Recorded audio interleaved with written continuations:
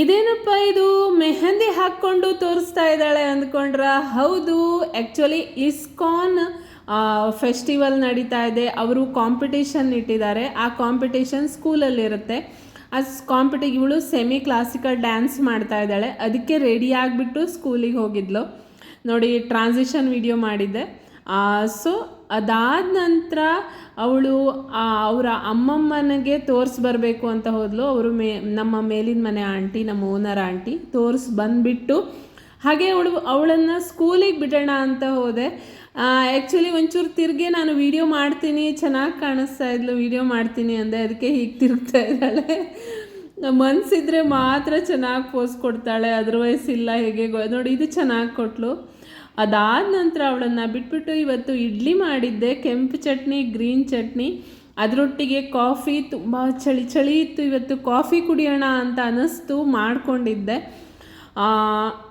S, ತುಂಬ ಚೆನ್ನಾಗಿತ್ತು. ಇವತ್ತು ಇಡ್ಲಿ ಈಸಿ ಆಗುತ್ತೆ ಅಂತ ಇಡ್ಲಿ ಮಾಡಿದೆ. ಆ್ಯಕ್ಚುಲಿ ಬೆಳಿಗ್ಗೆ ಬೇಗ ಎದ್ದು ಅದನ್ನೆಲ್ಲ ಮಾಡೋಕ್ಕೆ, ಅಂದರೆ ದೋಸೆ, ರೈಸ್ ಬಾತು ಅದೆಲ್ಲ ಕಷ್ಟ ಆಗುತ್ತೆ ಅಂತ ನಾನು ಇಡ್ಲಿ ಮಾಡ್ಕೊಂಡಿದ್ದೆ. ಈಸಿ ಆಗುತ್ತೆ, ಆರಾಮಾಗತ್ತೆ ಅಂತ.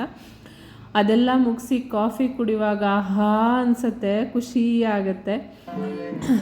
ಅದಾದ ನಂತರ ಆ್ಯಕ್ಚುಲಿ ನಮ್ಮ ಹಸ್ಬೆಂಡ್ ಮ್ಯೂಸಿಕ್ ಕ್ಲಾಸ್ ಮಾಡ್ತಾರೆ. ಹಿಂದೂಸ್ತಾನಿ ಪ್ಯೂರ್ ಕ್ಲಾಸಿಕಲ್ ಕ್ಲಾಸ್ ಮಾಡ್ತಾರೆ. ಸ್ಟೂಡೆಂಟಿಗೆ ಹೇಳ್ಕೊಡ್ತಾ ಇದ್ರು. ತುಂಬ ಚೆನ್ನಾಗಿ ಕೇಳಿಸ್ತಾ ಇತ್ತು. ಅದಕ್ಕೆ ವಿಡಿಯೋ ಮಾಡೋಣ ಅಂತ ಮಾಡಿದೆ. ಇದರಲ್ಲಿ ಬ್ಯಾಕ್ಗ್ರೌಂಡಲ್ಲಿ ಹಾಕಿರ್ತೀನಿ, ಕೇಳಿಸ್ಕೊಳ್ಳಿ. ತುಂಬ ಚೆನ್ನಾಗಿ ಬರ್ತಾ ಇತ್ತು. ಸುಮಾರು ಸ್ಟೂಡೆಂಟ್ ಇದ್ದಾರೆ, ಹತ್ತತ್ರ 100 ಮೇಲ್ಗಡೆನೇ ಇದ್ದಾರೆ. ಹಿಂದೂಸ್ತಾನಿ ಕ್ಲಾಸಿಕಲ್ ಮ್ಯೂಸಿಕ್, ನಮ್ಮ ಶ್ರೀ ಅನಂತ ಅನುಗ್ರಹ ಸಂಗೀತ ವಿದ್ಯಾಲಯ ಅಂತ ಬ್ಯಾಕ್ಗ್ರೌಂಡಲ್ಲಿ ಸ್ವಲ್ಪ ಹಾಕಿರ್ತೀನಿ. ಎಷ್ಟೊಂದು ಸಖತ್ತಾಗಿ ಬಂದಿದೆ. ಸೊ ನಿಮಗೆ ಇಷ್ಟ ಆದರೆ ಲೈಕ್ ಮಾಡಿ, ಶೇರ್ ಮಾಡಿ, ಖಂಡಿತವಾಗಿಯೂ ಕಮೆಂಟ್ಸ್ ಮಾಡಿ ನಿಮ್ಗೆ ಇಷ್ಟ ಆಗಿ. ಸೊ ಎಸ್, ಬೈ ಬಾಯ್.